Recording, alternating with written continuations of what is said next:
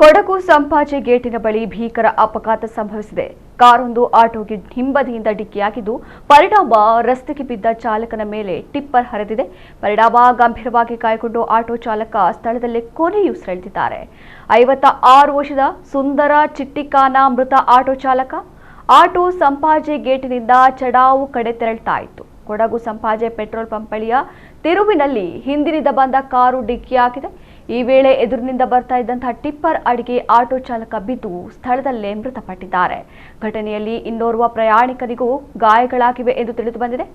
ಇನ್ನು ಡಿಕ್ಕಿ ಹೊಡೆದು ಪರಾರಿಯಾಗುತ್ತಿದ್ದ ಕಾರನ್ನ ಮಡಿಕೇರಿ ಸಮೀಪದ ಕಾಟಕೇರಿಯಲ್ಲಿ ಮಡಿಕೇರಿ ಪೊಲೀಸರು ವಶಕ್ಕೆ ಪಡೆದಿದ್ದಾರೆ. ಕಾರಿನಲ್ಲಿದ್ದವರು ಮೈಸೂರು ಮೂಲದವರೆಂದು ಹೇಳಲಾಗಿದ್ದು, ಚಾಲಕನನ್ನ ವಶಕ್ಕೆ ಪಡೆದು ವಿಚಾರಣೆ ನಡೆಸ್ತಾ ಇದ್ದಾರೆ.